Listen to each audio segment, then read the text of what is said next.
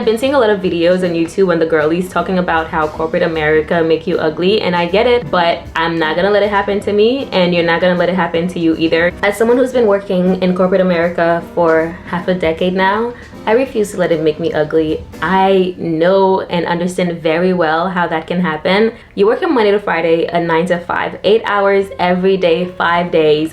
You barely get a nice break, and you barely have time and energy to go to the gym. You barely have time and energy to cook healthy foods when you come home. I could go on and on about how corporate America can make you ugly. Let's get into today's video, and I'll give you my little tips and tricks and secrets on how I maneuver and work around corporate America to not let it make me ugly or gain any more weight than I would want to. Hello loves, my name is Darcy. Welcome to today's video. Let's get into my tips on how to not let corporate America make you ugly. First thing to know, this might be hard, but meal planning will save your face. It will save your skin, because when they say you are what you eat, you truly are what you eat. If you eat a lot of greasy foods, a lot of fast foods, you're going to be more inflamed. It's likely going to cause acne, pimples, dark spots, hyperpigmentation. The foods you eat really have an impact on you. Unfortunately, it does, and I hate it for us, but meal planning is the #1 thing that will actually save you, and that's meal planning healthy foods. Meal planning saves you in multiple ways. First, it's more affordable. For me, if I were to buy food every day that I go to work, it would run me around $18 every day, about $20. So that's $100 every week. That's $400 every month. That's a whole lot of money, and I can plan healthier options for those 5 days for way less money.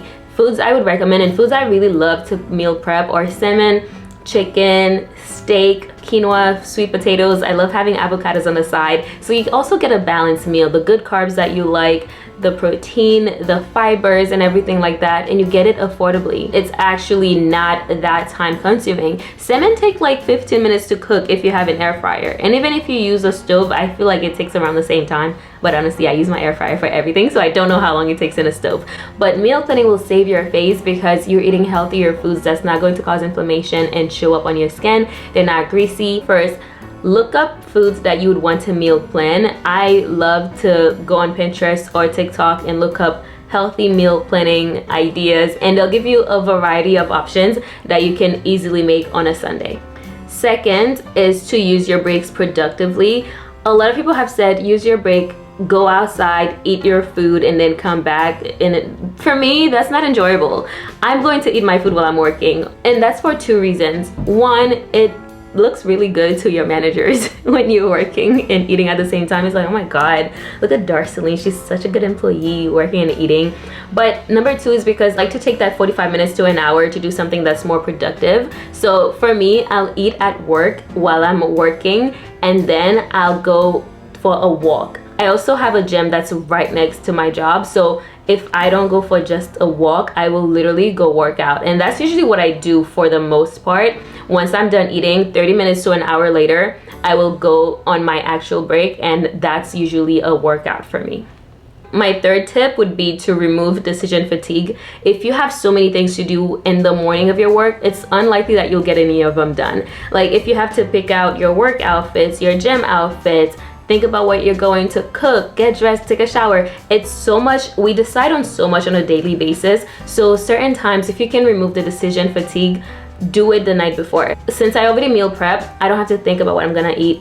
I have very limited options of outfits that I'm going to wear for work. So I have a few pants, a few tops that are suitable for my workplace, and they're easy to mix and match. So I don't really have to think much. I could literally just grab the one pant, another shirt without looking, and it will look good together.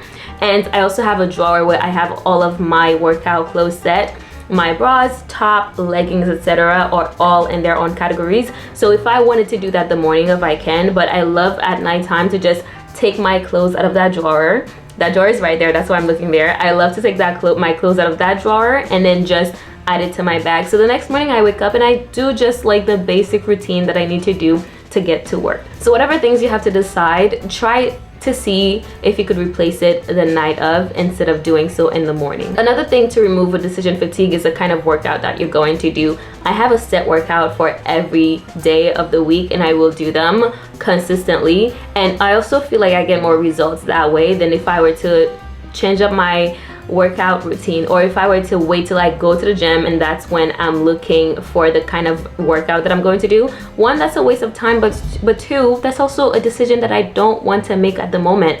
The more decisions you have to make to get to a place, the more barriers you put in your way. So try to remove as much of those as you can. Another thing is to romanticize living a healthy life. I feel like when we think of healthy life, we think of so many hassles. The healthy foods don't taste good. Going to the gym is work. Try to make it good for you. Try to romanticize it and make it a pleasant experience for you. So for me, that includes getting cute workout sets. That makes me feel really good when I wear them. I look good in them, I feel good in them, and I want to wear them when I go to the gym, so I want to go to the gym. Having a really good music playlist. I love listening to Beyonce and Megan Thee Stallion in the gym.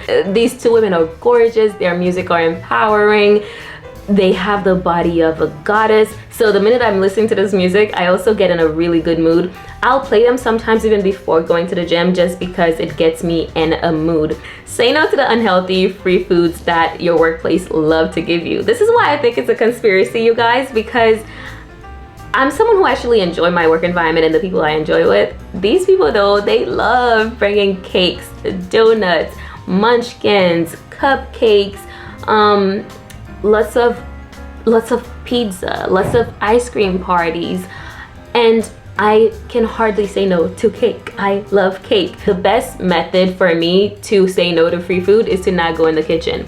Because for my job, when they show up with the free foods, they'll put it in the kitchen table, but they'll also walk around the office and tell everybody, hey, there's pizza on the table, there's cake on the table, and I'll just be like, thank you. If I show up to the kitchen, I'm most likely gonna eat it. So what I do is I just don't show up to the kitchen. I'll say thank you, but I don't go to the kitchen. And if somebody comes and try to get me specifically, I'll be like, thanks, but I just ate. I don't want to be partaking in pizza and ice cream all the time. And for some people that's okay, but for me, I would like to maintain my weight and my size as much as I can. I'm a pretty short person, so if I'm gaining a lot of weight, it's not going to look good. Also, I don't want to go buy new clothes. I love all the clothes that I have, and I would like to remain the same size basically as long as I can and if I can. So say no to all the free food the office loves to offer. As much as you might love them, I'm afraid those foods will show up on your face and on your body, and if you're someone who wants to remain the way you look, it's not the best thing to do. And I'm not saying say no to every time, but try to apply some discipline and say no every now and then. Another way that I battle the free unhealthy food options is to have my own healthy snacks. Every Monday when I show up to work, I usually will either bring my own or go to the store to buy fresh apples, bananas, avocados, and just leave them there at my desk. I also always have nuts in my desk, because if someone offers me unhealthy foods and I have something here that I can just easily eat and kind of make myself full so I don't want to eat something else, it will be the easiest thing to do. My job actually has this table in the center where they keep a big bowl of chocolates and candies, and it is refilled constantly. It never goes empty, and I've been working at my job for almost 3 years now, and maybe I've partaken less than 5 times. So that's why for me, I like to keep healthy snacks around, because there's so many temptation at my job. Every month or so, I love to take a day where I dedicate it solely to a reset day or an audit day of my life. And the reason that's helpful in making sure I'm not uglifying myself from corporate America is because it helps me to kind of do an overview and see where I'm at right now. And that's tangible and both intangible goals. So if I told myself I wanted a certain thing by a certain time, do I have that?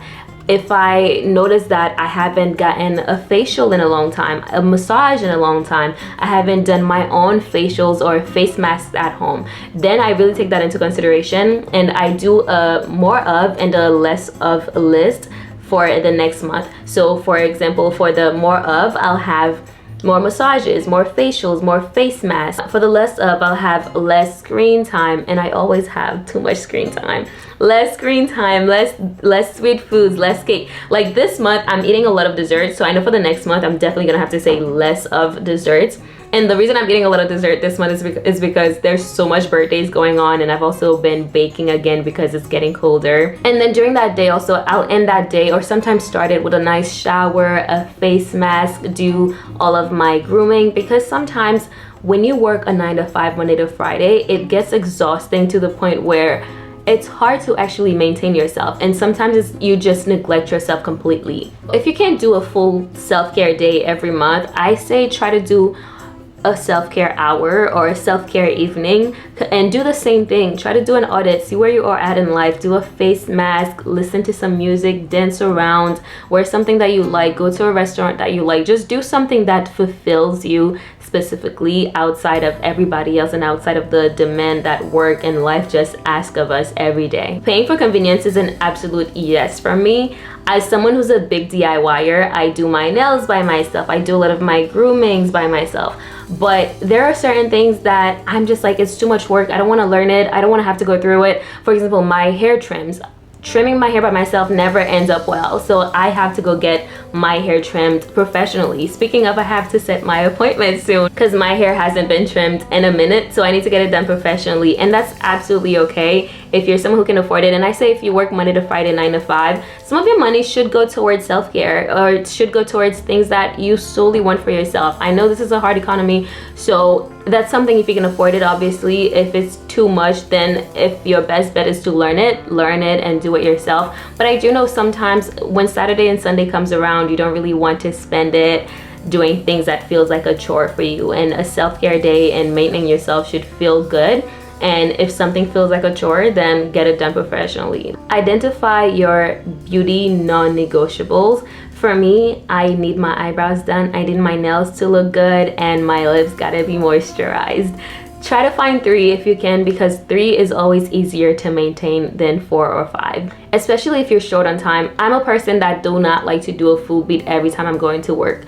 But my nails, and when I mean I want my nails done, I don't even need acrylics all the time. Like, these are press-ons. Sometimes it's just my natural nails with a clear nail polish, and I have to have that done, because if my nails are wonky, like breaking apart, I do not like dirty nails, I do not like wonky zigzaggy nails. So my nails need to look good for me to feel good. My eyebrows also grow unruly. If they're not groomed, my eyebrows will be growing everywhere, so they need to be done.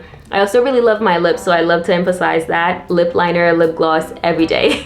Every day. Find out what that is for you and try to maintain it. Maybe you're someone who wants to wear a lot of jewelry, a lot of earrings. Find out what those non-negotiable beauty things are for you and try to maintain at least 3 that makes you feel good and look good.